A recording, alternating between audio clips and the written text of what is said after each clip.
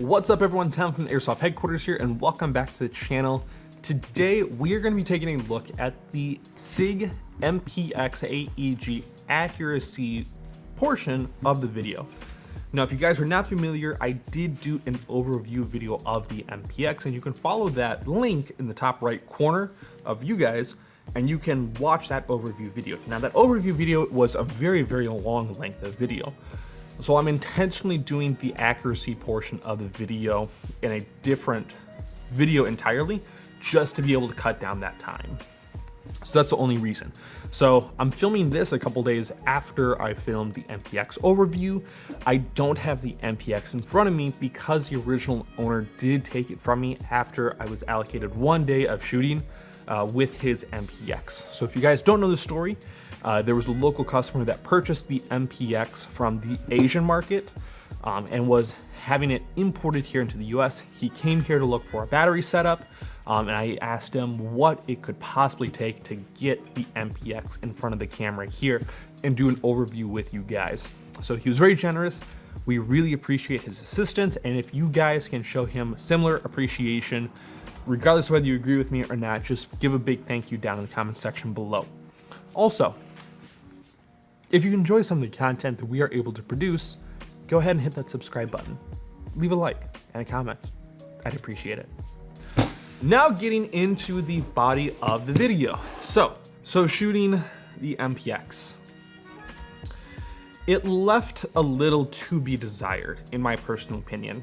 Now, I am a huge fan of the VFC Avalon internal, and based on what I could get from the MPX, granted I couldn't rip it all apart and look at all the internals, I could look and see that it was an Avalon gearbox, which is good. I really enjoyed the VFC manufacturing setup. I generally will keep my VFCs stock. I really enjoy their out-of-the-box performance, and I think you guys generally do as well. Now, I do want to point out that all of my VFCs are going to be an American market of VFC. I know that certain players here in America will purchase VFCs from the European or Asian market, but I want to make it 100% clear that different groups or different continental markets have different tiers of manufacturing. For the majority of airsoft manufacturing, they will make an Asian market of gun, then they will make a European market of gun, and then they make an American market of gun. The same gun, but with 3 different parts and assembled slightly differently. So I want to make it clear that we did not get our hands on the final American model. It was from the Asian market. And then you may also want to be aware as to where you get your VFCs as well, because it does matter. Now going forward, we were using 7.4 volts because that's what the original owner explicitly asked me to do, so we kept that promise. We were also shooting 0.25 tracers and using the Ace-Tech Bifrost tracer unit in conjunction with the MPX, which I thought was a very cool effect. I really enjoyed the Bifrost. Link to that video up there. Go check it out. Now, we did 25 foot, 50 foot, and 100 foot shot groups. 25 feet. Actually, you know what? I'm just gonna run the video. 5 minutes of me talking about the different consistencies of different distances. You know what? We're just gonna run it. All right, here we have the MPX shooting 0.25 tracers with the Ace-Tech Bifrost. And we're going to be doing a conglomeration of utilizing the optic as well as the tracer units because we don't have the original iron sights if they came on it. So we're going to do the best that we can, starting at 25 feet, aiming for the head.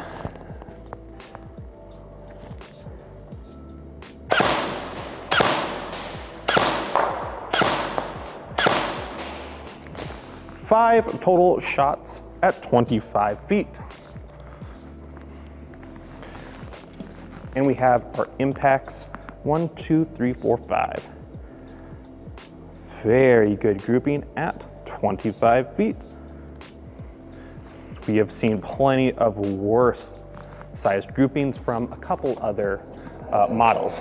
Scooching it back to 50 feet.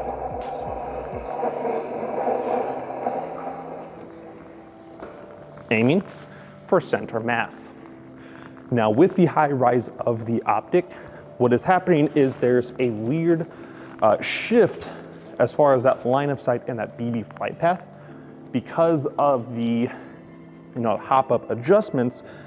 For this, we're probably going to have to utilize that tracer to see exactly where it's going from here to 50 feet and even 100 feet. So we're gonna do the best we can. 5 shots, center mass at 50 feet.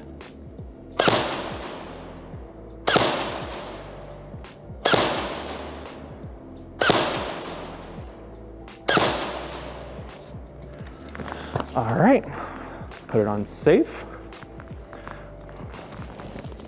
So I told you I was utilizing that tracer to see exactly where that BB flight path is.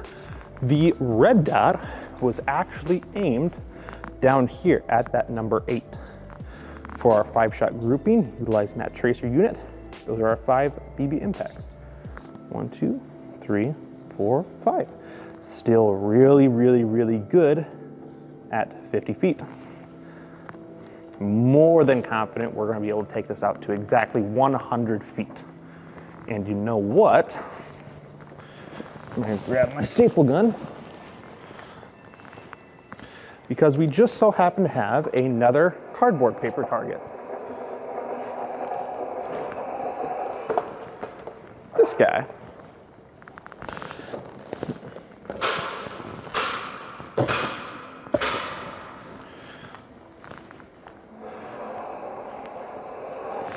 That was 50. 100 feet. So what we're going to do is we're going to do our 5 total shots at the body, and then we're going to try our darndest to take a kneeling position and try to impact the circle that is residing inside of the square at a kneeling position. Try to do a little bit more of a marksman shoot with this. All right, I'm taking 1 shot off to the side to see where that BB is in relation to the optic. Okay, standing 100 feet, center mass.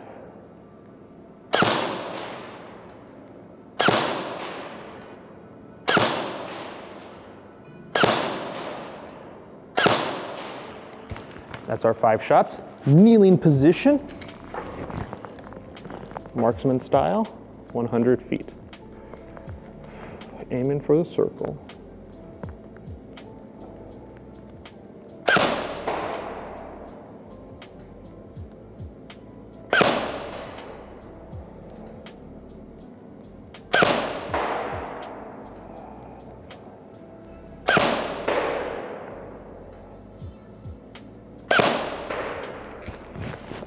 Those are our 5 and 5. Let's go down and see what we're sitting at.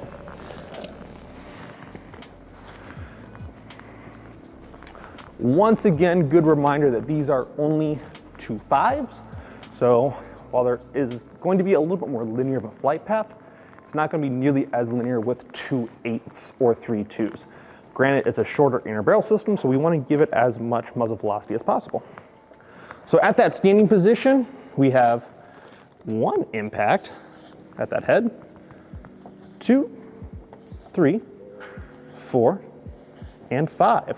Very, very big grouping size there. Then we took that kneeling position and we had 1, 2, 3, 4, and I know that this one went top right. So in relation, a little bit better of a grouping size compared to straight standing. Of course, this is going to be in relation to any type of movement on the shooter side of things. So we tried to have a more stable shooting platform with that kneeling position to try to alleviate any type of inconsistencies. So that is what we have. Of course, we don't have a professional shooting platform where we can lock the rifle in to see exactly what the 0 is. As cool as that would be, we just don't have access to that as of right now. So this is what we have. And welcome back. So with the stock inner barrel, the stock bucking, and the stock hop-up unit, I thought from that short of an inner barrel that we did get really, really good performance at that 25, 50, and 100 foot engagement. So I was pleasantly pleased with that. Now, what I did not enjoy was the slower rate of fire on semi-automatic from the MPX. Now, there's a couple reasons that I think that could be. It could be the fact that we are using only a 7.4 volt LiPo battery. We could have jumped to an 11.1. The VFC MOSFETs are generally rated for 11.1s. We'll normally suggest 20 or 25 C discharge LiPos. 30s usually are just a little too inconsistent as far as how much energy is going into the wiring system, because 30Cs are like the max that you can go. So we generally use 20s or 25s. I also think, and I talked about this in the overview video, but the alignment of the motor grip of the MPX is a more vertical alignment compared to the MCX or a typical Airsoft AR platform, which has a little bit more of an angle to it. Now, the angle over the years of Airsoft production has been a standardized angle of engagement from the motor to the gear set. That has been a standardized degree for the most part. There are some exceptions, but for the most part, that's what I'm talking about.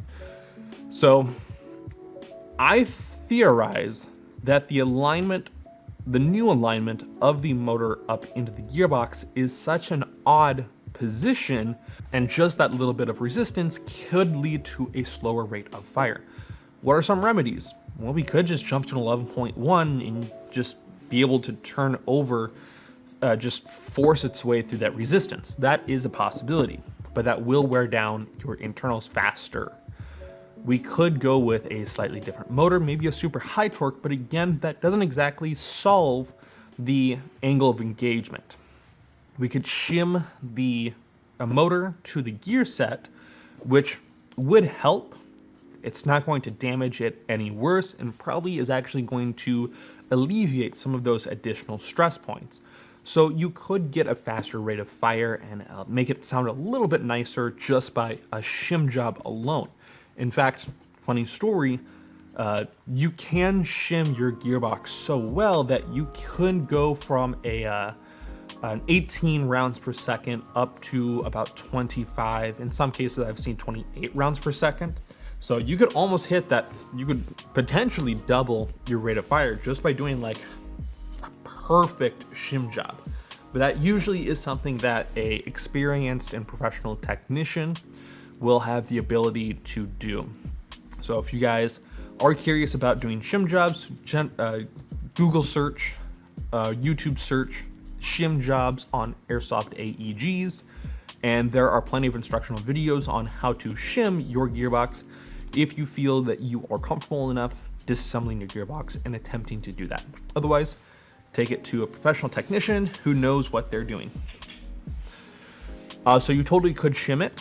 You could also lower the AEG spring tension. So going from 370 feet per second down to maybe a 330, 340 feet per second. And that's going to make it easier for that internal gear system to rotate and spin backwards. There's a couple of ways in order to have a faster rate of fire, as well as lower the resistance, aka lower the grindy sound that gearbox could produce. So do that with what you want. Speaking of rate of fire though, the MPX, when we did test the velocity, which out of the box was shooting about 360 feet per second with a .20 gram BB, was shooting about 17 rounds per second. And here's a video clip of me shooting the MPX on full auto. Now here is a video clip of me shooting my MCX, which granted has been upgraded by me, but not as crazy as people would assume. So really, in my MCX, it has a high torque motor. The 18:1 gears are shimmed, and it's shooting 360 feet per second. And that's it. That's it for the MCX. So that is just the difference in rate of fire between bare bones stock, or what you could get bare bones stock, and a potential upgrade. Just small upgrades as well. But overall, I'm really happy with how the MPX performed. Now, we have seen several prototypes of the MPX hit the market, and I know there was a gas blowback version prototype that hit the market. There have been several MPX clones, people that have been 3D printing MPX receivers, people that have been taking the MCX receiver and then doing crazy mods to it to make it look like an MPX receiver. This is the best thing. It is the best thing. The licensed MPX with the VFC internals coming from SIG themselves, like that is the best that you can do. So do with that MPX with what you want. You can leave a bare bones stack. You could change those AEG internals out. You could even straight HPA it. So I presented the information to you guys. You can do what you want with it. Overall, I'm happy with the MPX, the Asian market of MPX, and I am greatly looking forward to the American market of MPX. And on that note, I know that Evike does have the MPX on pre-order for April. Not going to say too much about that other than I'm probably willing to put money down that we won't see it in April.